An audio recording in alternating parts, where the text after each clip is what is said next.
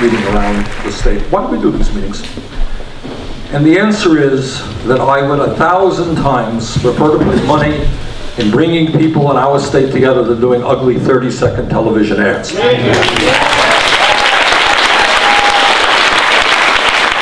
The discussion we're going to have tonight, you're not going to hear from any other member of the United States Senate. I'm going to tell you things that you don't see on TV, that you're not going to hear on the floor of the Senate or the House. So let's get to work here. In terms of the economy, I'm going to tell you what you already know. And that is that this economy today is in very, very bad shape. Unemployment today is not what you read in the papers at 7.8%. Real unemployment is closer to 15%. What we're seeing is profoundly a middle class disappearing. You all know that this country was once the envy of the world. My father came to this country at the age of 17 without a nickel in his pocket. All over the world, people came to America because it had a dynamic middle class. That middle class is disappearing, and if we don't get our act together, our kids, for the first time in the modern history of America, will have a lower standard of living than we do. There are people today wondering how they're going to feed their kids tonight, how they're going to pay the light bill, how they're going to pay for $4 a gallon of gas so they can fill up their gas tank in the car and get to work at their $10 an hour job. And if they don't get to work, they're going to lose that job, and their family is going to live in desperation. And so I want to bore you for a moment with some statistics that you're not going to hear in many places. Today in America, in terms of distribution of wealth, there is one family called the Walton family that owns Walmart. That one family owns more wealth than the bottom 40% of the American people. Another statistic. Today, the top 1% of Americans owns about 42% of the wealth of this nation. Now that's a pretty startling fact, but I'll give you something that's even more startling. Who wants to guess what the bottom 60% of Americans own? What's the guess? Top 1% owns 42% of the wealth. What do the bottom 60% own? Answer is 2.3%. Okay. Third point I want to make when we talk about the economic structure of America has to do with the worst Supreme Court decision in the modern history of America. And that is the infamous 5-4 Citizens United decision. A couple of years ago, there were 5 people in the United States of America who believed that a corporation was a person. Unfortunately, they were all on the United States Supreme Court. You'll all be delighted to know that 3 out of the 4 largest financial institutions in this country are bigger today than they were before you bailed them out because they were too big to fail. When we were in elementary school, we learned about supply and demand, right? More supply, less demand, prices go down. Except if it's in the oil business when prices go up. But what I will also tell you, it's not just the incredible greed and power of ExxonMobil and these guys, who do basically what they want to do. The other issue is, what you may not know, is we have an oil futures market, an energy futures market, where oil futures are sold. Most of you would assume that market is controlled by people who actually use oil, like airlines, like trucking companies, fuel dealers. Not the case.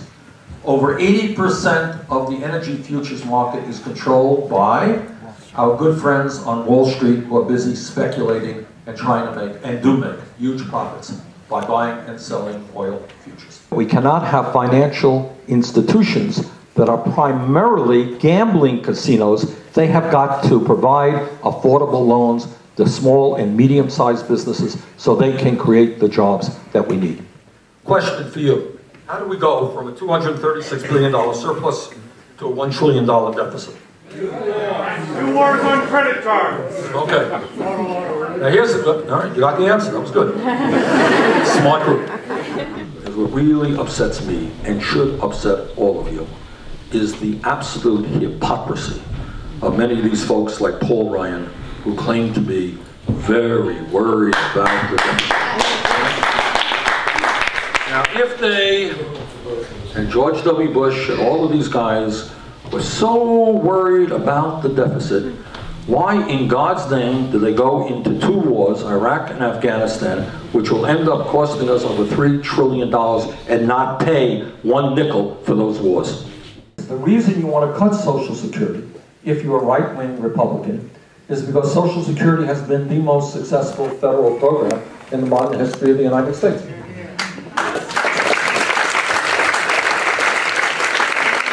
Social Security today has a $2.7 trillion surplus, in case you didn't hear me, surplus.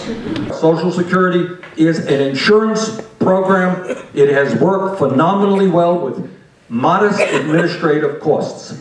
And because it has been so successful, because it is an example of what government can do, for those people who hate government, they want to destroy Social Security.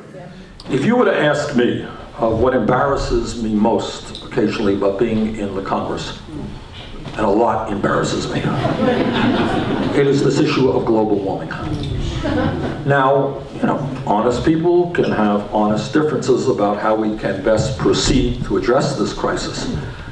If the Republicans, God forbid, gain control over the United States Senate, the gentleman, and that's a possibility, it's going to be close, the gentleman who will become chairman of the Environmental Committee, which has oversight for global warming, that's their area of jurisdiction, is a fellow named Jim Inhofe of Oklahoma. Jim has just written, and I know Jim very well, Jim has just written a book. He was kind enough to give me a copy of his book. Jim has written a book called The Greatest Hoax. And the book repeats what he has been saying for many, many years. Global warming is a huge hoax perpetrated, listen up to this, on the American people by Al Gore, the United Nations, and the Hollywood elite. That is global warming. If the state of Vermont is successful in implementing a universal health care system that is cost effective, if you think that the rest of the country is not going to be looking at what Vermont does, you are wrong. We can be a model for where America goes on healthcare. We can be the start of a national healthcare system which guarantees healthcare to all people as a right. That is a big, big deal.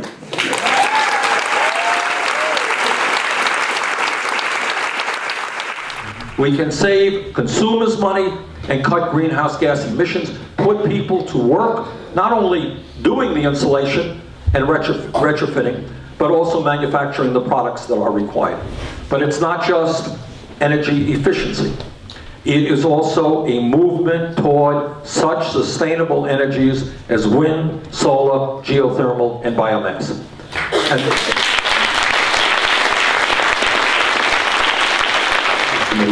It is a picture of a 5-story building in the Cayman Islands. And it's not any different than one of your larger buildings here in Putney. It's a 5-story, all right, it's a little bit bigger. But it's a 5-story building. And you know how many occupants it has? 18,000. 18,000 separate corporations call this building their home. Now, you might think that it gets awfully crowded in a modest 5-story building with 18,000 companies, but don't worry, it does not get crowded, because the whole thing is a fraud. And all that this is that companies are using that address, that mailing address, as their residency in the Cayman Islands in order to avoid paying taxes to the United States and other countries. All right, let me just conclude by thanking all of you for being here tonight, and just reiterate that we have the opportunity, I think, in this state, if we do the right things, if we participate in the political process, if we get involved from the school board to the board of select persons, whatever it may be, we have the opportunity to do extraordinary things in the state. And when we do that, it is not only a wonderful thing for our 630,000 people, we become a model for this country. So we've got a lot of work to do. These are tough times for our country. Let's go forward together, and I thank you all very much.